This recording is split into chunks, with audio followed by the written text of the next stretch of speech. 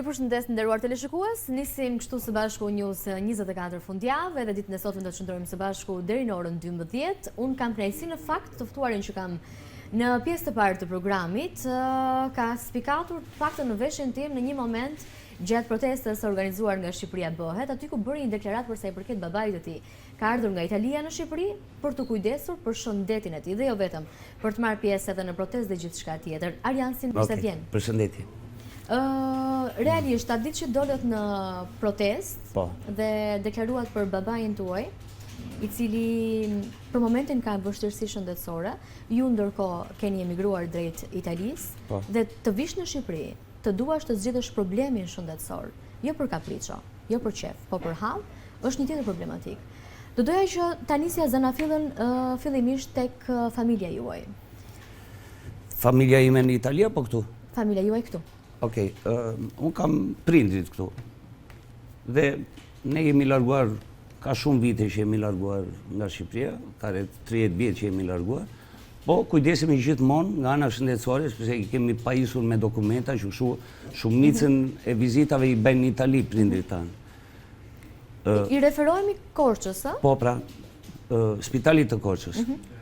Tani e ka të pamundur që të udhëtoj për në Itali, sepse ka shumë probleme me shëndetin, dhe në këtë problem që pati këtë radhë, shëndetësia e Korçës është në katastrofë, sinqerisht, sepse përveç se u shtrua me urgjencë dhe nuk i shërbyen absolutisht, po e dërguan në shtëpi me një problem shumë të madh, me hemorragji nga prostata, me hemorragji nga temptit, me gurt në temptit, dhe dërguan duke i dhënë disa gjilpera dhe tanë s'kemi çfarë t'i bëjmë këtij dhe ma dërguan në shtëpi. Kam dendur gjithë natën në video duke ruajtur babain që të vdiste, sepse shikoja që mbushte atë kovën me gjak.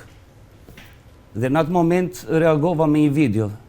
Ditën tjetër, nga spitali Korçës dërguan një ambulancë duke marrë, duke çuar në spital dhe duke shtruar dhe ndeti për 14 ditë me radhë. Prandaj, kjo është shëndetësia e Korçës. Si mund të shpihesh në shtëpi një të smur me hemorragji dhe të mos japësh shërbimin e dur. Nuk di çfarë të them, ka ndodhur shumë padrejtësira, përveç se korrupsioni që është një gjë e tmerrshme. Si e përjetoni ju, zotësimi, në kushtet që jeni mësuar tani me një tjetër stil jetese në Itali dhe të mos e gjesh këtë lloj mbështetje në vendin tënd, është një tjetër perceptim, ndoshta edhe përjetim emocional. Pra përveç se ndihesh i huaj atje, por atje ke mundësi më të mëdha. Në kushtet që vjen në Shqipëri, që duhet ndihesh edhe më mirë në çdo lloj aspekti, përballesh me një barierë kaq të madhe dhe kur bëhet fjalë për shëndetin, edhe më keq situata. Tani që të krahasojmë ande nga jetojmë ne, këto gjëra nuk ekzistojnë, sepse unë të them që në këto 30 vite, një pjesë e madhe e shqiptarëve janë kuruar me shëndetësinë italiane. Ky është realitet, edhe me smundjet më të tmerrshme, dhe kanë ardhur atje dhe i kanë shpëtuar jetën. Të vish në vendin tënd dhe të shikosh babain tënd që i ka dhënë kontribut 45 vite këtij vendi dhe të mos jepet shërbimi, po të trajtohet si kafshë, kjo është menduria më e madhe që i ndodh këtij populli.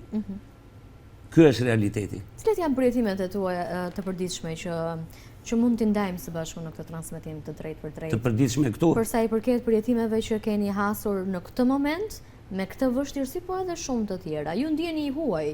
Absolutisht. Dhe kjo është një tjetër, është një dramë të gjithë atyre që emigrojnë. Unë kam rreth 2 vite gjysmë që jam në rrjetet sociale. Kam nisur diçka që të angazhohem në politikë si aktivist. Pika e parë është shpopullimi, që mua më tremb jashmase. Sepse unë kur shkoj në vendin tim dhe nuk shikoj me njerëz, po shikoj bosh vendlindjen time, që s'kam me këtë bisedoj, edhe akoma më keq ata pak njerëz që kanë mbetur, nga që unë kam dalë lapur që ky sistem nuk është i drejtë, nuk më flasin, nuk afrohen, sepse i ka lidhur të gjithë. I kanë lidhur me një kemp, i kanë lidhur me një ndihmë ekonomike dhe kjo është menduria që mund t'i ndodhë një populli. Nuk janë të lirë. Unë kam bërë disa protesta aty në zonën time për rrugën e Varezave për një fabrikë që përpunonte vajin, dishte vajin në një zonë të banuar. Dhe nuk dilnin njerëzit në protest për të drejtat e tyre, po elmoseshin. E kupton ku jemi. Kjo është çmenduria që po i ndodh këtij populli, që nuk ka të drejtë të protestojë sepse është i lidhur mbasi kempi apo mbasi ndihme ekonomike. Prandaj si mund të pranohet kjo gjë? Dhe shpopullimi pasaj që ka bërë atë të vetën që është katastrofë. Do me thënë nga zona ime. Si vjen Korça në sytë tuaj tani që i Korça është bosh. Korça është një propagandë që luhet sikur Korça është ajo Korça e turizmit, të shtunë të djerë sepse vinë nga Tirana apo nga Durrësi për një fundjavë. Po Korça sot me statistika, duke pas statistika, është rreth 16.700 banorë. Kjo është Korça nga 70 apo 80.000 banorë që ka qenë. Si ka qenë dikur? Fantastike. Ishte kënaqësi. Sot edhe emigrantët e kanë të vështirë, edhe po ta shikosh në gusht, kur marrin pushimet, nuk vinë me. Ka rreth 2-3 vite që nuk vinë me, se s'kanë çfarë të bëjnë. Pse nuk reagojnë shqiptarët? Përveç asaj që ju thatë që janë të lidhur me një kemp apo arsye të tjera ekonomike. Frika. Pse? Frika, se mos jeshim këtë kempin. Se mos jeshim këtë ndihmën ekonomike. Është çështje kulture jona që nuk reagojnë? Jo, nuk mendoj. Sepse kanë ngelur, për fat të keq kanë ngelur vetëm ata fatkeqët që nuk kanë mundësi, se po të kenë mundësi, ikin edhe ata nga Shqipëria. Ky është realiteti. I rikthehemi edhe një herë situatës së denoncimit që keni bërë publik për sa i përket shëndetësisë në këtë qytet. Kur thua nuk ka mjek në Korçë. Nuk ka mjek në Korçë.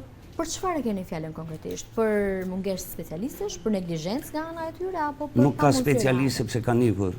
Të vetmit mjek që kanë ngelur më fal për shprehjen, ata kasapët e vjetër, që po mos i dhe lek nuk të prekin me dorë, të trajtojnë si kafsh. Dhe unë kam, po jo vetëm mjekët, infermierët, sanitarët. Unë isha para 20 ditësh që isha përsëri me babajin që ishte për diçka tjetër. Dhe sanitarja mua më thoshte duhet japësh 5.000 lekë ditën edhe 15.000 lekë natën. Jo, ka thënë tekstualisht? Po pra.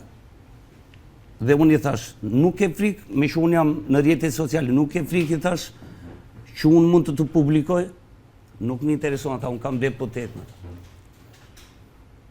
Kjo ishte përgjigjja e sanitaris. Si është e mundur që një qytet me kaq kulturë sa Korça mos të ketë më mjek? Sepse nuk kam me korçar. Nuk kam me korçar. Kanë zbritur gjitha fshatrat, janë shpopulluar fshatrat dhe janë aty. Kaq. Më bjen keq e them kështu se ndoshta bie keq tek fshatarët, po s'ka lidhje ajo. Kjo është ajo kultura që është transformuar në një katastrofë. Kam një pyetje. Vjen nga Italia për të shpëtuar jetën e babait. Po. Dhe nuk gjen mbështetje në vendin tënd. A ndihesh i tradhtuar nga shteti yt? Po absolutisht. Ndihem më shumë për babain, për kontributin që ka dhënë.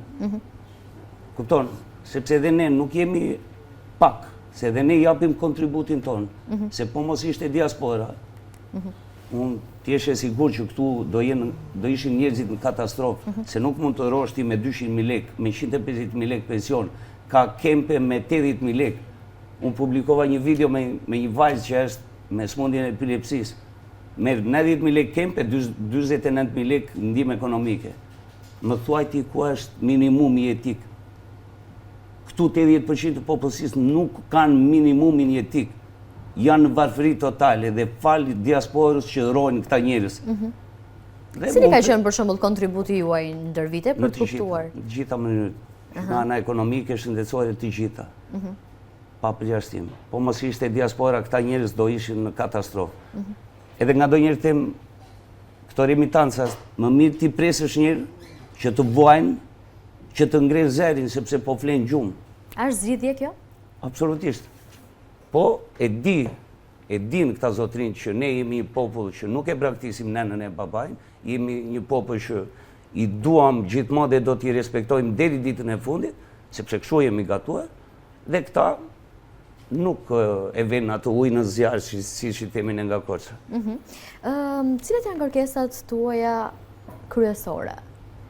Kërkesat tona në radhë të parë të çlirohen këta njerëzit, t'i japen syt, të kuptojnë se ç'është liria, se ç'është e drejta e fjalës, sepse sot jemi në diktaturë, nuk ka asnjë diferencë. Unë jam brezi i fundit që e ka kaluar pak diktaturën e Enverit, dhe unë e di se çfarë do të thotë, dhe ne sot jemi ndoshta më keq se diktaturë. Ma bëj një krahasim. Po krahasim nëse ti s'ke të drejtë të protestosh, sepse të tresh kryetari apo patronazhisti apo administratori, çfarë pretendon? Ku është e drejta jote? Ti nuk afrohesh me dikë që është kundra këtij sistemi. Të shqetëson ky fakt, se edhe në fillim që nuk bën dot një bisedë për shembull me miq që mund t'i kesh pasur më përpara. Jo, unë të garantoj këtë qeshë. Nëse do bësh bisedë me miq, në radhë të parë flasin me zë të ulët. Me zë të ulët. Dhe në radhë të dytë shikojnë sa ande këtë se mos i shikon njëri. Tani, çfarë diferencë ka nga koha e Enverit? Asgjë. Kjo është. Unë dikujt i kam shpëtuar jetën. Në fëmijërinë time i kam shpëtuar sepse lashim në lumin Devot. Ma trego pak këtë historinë? Po ja, kjo është historia. Ishim të veshur dhe lashim në lumin Devot. Dhe ky u mbyt se zdinte notë. Dhe unë isha pak mishkatët me notë dhe vete e nxjerr. I shpëtove jetën. E nxora anës lumit. Ky sot merr një kempa, nuk e di çfarë merr nga Bashkia Malish, dhe nuk afrohet në tavolinë me mua. Domethënë e kupton ku jemi apo jo. Ku jemi ne ata shqiptarë që limim kokën për njëri tjetrin? Ku jemi ata shqiptarë që ne, nëse kishte nevojë dikush e ndihmomi, me vrap ta ndihmojmë? Jemi për çfarë? Ka krijuar një përçarje. Unë publikoj video më shumë të shanjë, unë publikoj një realitet të shanjë, të ofendojmë njerëzit sikur unë po bëj ndonjë krim. Ku është krimi që po bëj? Sepse po them që një vajzë me aftësi ndryshe nuk merr atë që i takon. Dhe të sulmojnë patronazhistët apo këta si i quajnë dreshtaj, ku jemi? Përpara se të futeshe në këtë profil, se ju jeni biznesmen në Itali, keni punën tuaj, keni kompaninë tuaj. Përpara se të futeshit në këtë aktivizim publik, social dhe të bërit një lloj opozite, përmes rrjeteve tuaj, formën tuaj e keni zgjedhur ju. A e keni pritur që do kishit këtë lloj barriere nga ana e publikut shqiptar? Jo, absolutisht. Jeni zhgënjur që nuk gjeni mbështetje? Absolutisht. Dëgjoj, ne nga diaspora janë persona që përsa i përket politikës të vjetër nuk duan t'ja dinë. Absolutisht, mos i fol. Është e kohë që ti bisedon për një politikan të vjetër. Gjithë politikanëve të vjetër, 35 vjeçar. Prandaj, ishte ajo që prismim, domethënë kur do dal një politikan i ri, Dhe dolim. Fal zotit Adriatik Lapaj që na dha mundësinë që kërkovi me ngurë që ne të votomi. Dhe okej, u aktivizuam që t'japim kontributin tonë për vendin tonë, duke e parë në këtë situatë. Kaq, dhe ne do vazhdojmë për këta të rinjt. Po e vetmja gjë që ne jemi të zhgënjur nga këto partitë e reja, çfarë po bëjnë? Tani me që duan kaq Shqipërinë, me që janë kaq patriot që duan këtë Shqipërinë, pse nuk bashkohen? Ku janë? Po si të edhin balë mbi njëri tjetrin. Çfarë po ndodh këtu? Me partitë e reja s'kam punë me të vjetra, se as më intereson. Sa do të zgjasë angazhimi juaj në kushte që situata është kështu?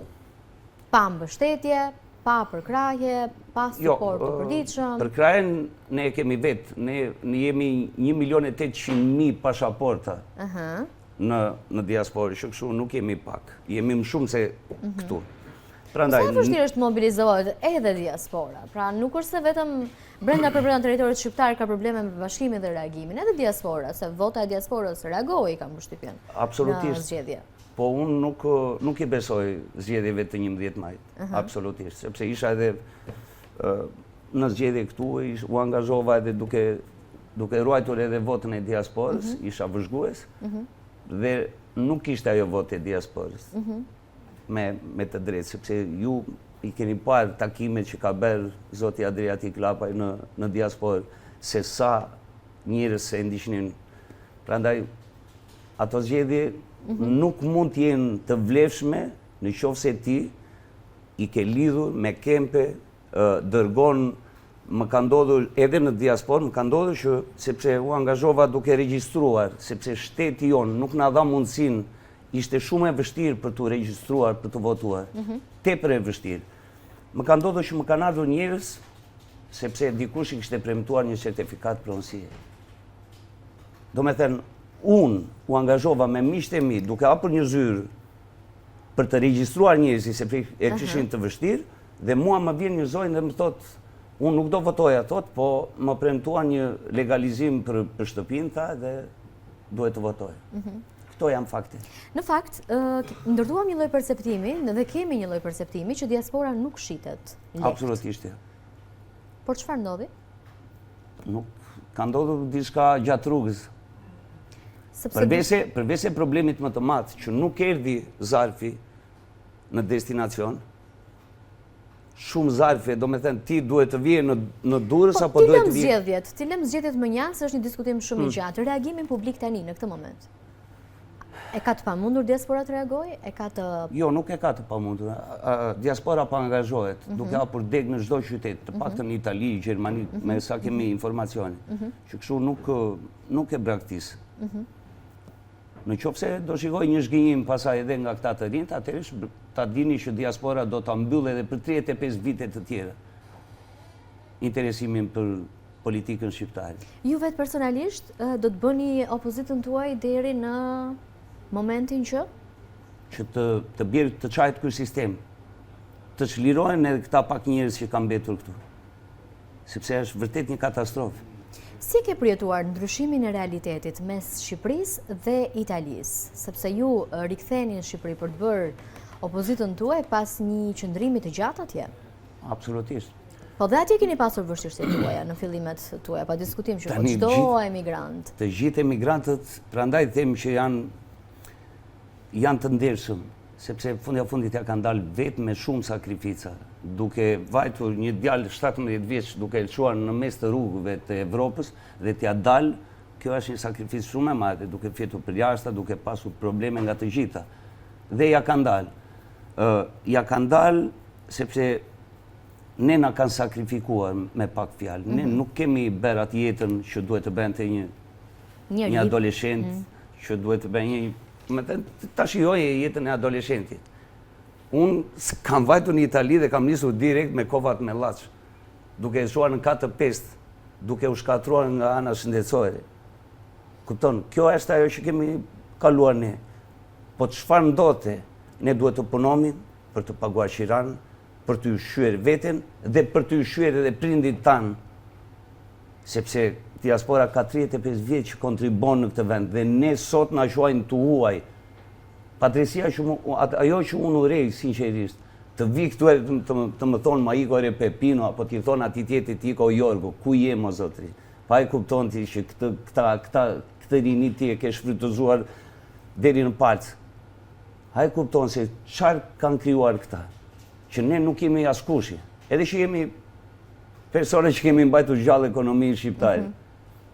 Prandaj kjo është realiteti. A ndihesh keq që në të dyja vendet, një pyetje që ta bëra pak edhe në fillim po e anashkaluam, në të dyja vendet ndihesh gati i huaj? Po jo, unë jam i huaj në Itali, jam i huaj edhe këtu. Ta garantoj këtë se nuk mund të bëhesh italian. Sado që është një vend vërtet që të respekton, edhe njerëzit janë shumë të mirë, i ke kushte të gjitha, po nuk është ajo që nuk mund të bëhesh ti italian apo amerikan apo grek. Megjithatë të drejtat i keni marrë edhe atje. Absolutisht. Keni Në vazhduar Italia dhe keni pasur... nuk ka probleme. Këte nga Greqia që kanë probleme të veta që s'marrin akoma dokumenta. Cilat kanë qenë vështirësitë e tua personale në gjithë rrugtimin tuaj si emigrant? Tani, me thënë të drejtë, unë kam pasur pak më të lehtë, se kisha vëllezrit. Kupton? E ke gjetur pak më të shtuar? E gjeta pak më... Do flasim pak, jemi në mbyllje të intervistës, për angazhimin tuaj tek Shqipëria bëhet. Keni dalë në protestë, do doja dija për jetimin tuaj personal, po flisim pak për vështirësitë që keni hasur gjatë këtyre ditëve dhe çfarë planifikoni të bëni? Diaspora. Besimin gjithmonë e diaspora, nuk e shikoj, do me thënë të pamundur, sepse me gjitha këto fatkesi natyrore, me gjitha këto padrejtësi që kemi nga shteti jonë, që nuk ka punuar siç duhet dhe të gjitha këto probleme vinë edhe si pasojë e këtyre problemeve, unë gjithmonë i lutem edhe diasporës për ata persona që nuk janë angazhuar akoma, i lutem që të angazhohen të gjithë, që t'i japim një ndihmë vatanit, mund ta them kështu, sepse është vërtet në pikën kritike. Prandaj nuk ka rrugë zgjidhje tjetër, vetëm diaspora mund ta bëjë këtë ndryshim. Keni reflektuar probleme shëndetësore, keni reflektuar probleme me situatën e klimës, pra ka qenë Për sa i përket protestës, mua më ardhizor sinqerisht sot, sepse nga që kam 11 ditë që bëri me babajin edhe gjithë natën zgjuar, më thret që ngrihem natën edhe kisha të nevojshme të pushoja 2 orë gjumë dhe vajta ushtriva në makinë të flija 2 orë gjumë dhe më erdhi zor nga vetja kur pas Adriatikun që i këputshe qafa atje duke ndetur në këtë lagështin, në këtë të ftohtë deri në orët e mëngjesit. Prandaj do t'i lutesha sinqerisht që ta marrin seriozisht këtë gjë, sepse nuk mund të bëjmë këtë protestë në këto kushte. Ka një lagështi shumë të madhe gjatë ditëve. Absolutisht. Do të thënë gjithë natës ka rënë shi, një ftohtë e tmerrshme. Është më ftohtë këtu se në Korçë. Ju them sinqerisht. Unë vi nga Korça me dëbor dhe është më ftohtë këtu në Tiranë me këtë klima të lagështi. ndryshme sepse këtu ka lagështi Po, pra. tjetër. Ndërkohë në protest ka edhe vajza dhe gra, të vazhdojnë të qëndrojnë. Absolutisht, janë qëndrestarë që nuk dorëzohen. Nuk dorëzohen absolutisht, prandaj do doja, nëse populli jonë ka mëshirë, apo shikon të gjitha këto padrejtësi të bashkohet, ne më datën 17, në ora 6 kemi një protest tjetër, prandaj do t'i lutesha, me të gjitha këto padrejtësi, të mblidhen atje përpara kryeministrisë, të ngrenë zërin, të heqin atë litarin, ta heqin litarin sepse janë të gjithë të lidhur, ishin litarin të shpëtonit e jeni të lirë të shpreheni. Ndërkohë ju do riktheheni në Itali me Unë do rikthehem dhe do vi përsëri bashkë me shumë shqiptarë të diasporës. Jeni mobilizuar aty? Absolutisht. Kemi hapur degët tona në çdo qytet italisë, në Gjermani, në çdo vend të Evropës. Arjan, faleminderit shumë që të kisha. Faleminderit Besoj juve. që ju ikni në Itali me kokën pas për shkak të babait tuaj dhe me një breng nga ana e shëndetit, por urojmë shërim sa më të shpejt. Shumë faleminderit. Edhe ju përgëzoj për angazhimin tuaj publik, në çfarë do lloj konteksti angazhimi. Unë nuk jam intelektual sepse këtu është edhe kjo gjë që të njollosin. Unë nuk vi këtu për një vend pune, se s'kam nevojë. Dhe ju e dini shumë mirë që një njeri që ka krijuar atë biznesin personal jashtë shtetit nuk ka nevojë këtu të viti marrë rrogën një personi që punon në administratë, kupton se ato ne jemi komplet ndryshe. Mirë, kjo është një diskutim shumë i gjatë se njerëzit ndonjëherë për shkak të rrethanave njerëzit pa justifikuar veprimin e çdo kujt, për shkak të rrethanave janë aty ku janë. Kështu që ndoshta në panelet të tjera për të folur për nepotizmin, për korrupsionin, për vendet e punës dhe për çdo gjë tjetër do të flasim së bashku. Faleminderit shumë. Mirë. Do të shkojmë shkurtimisht në publicitet, rikthehemi pas pak sërish në studio.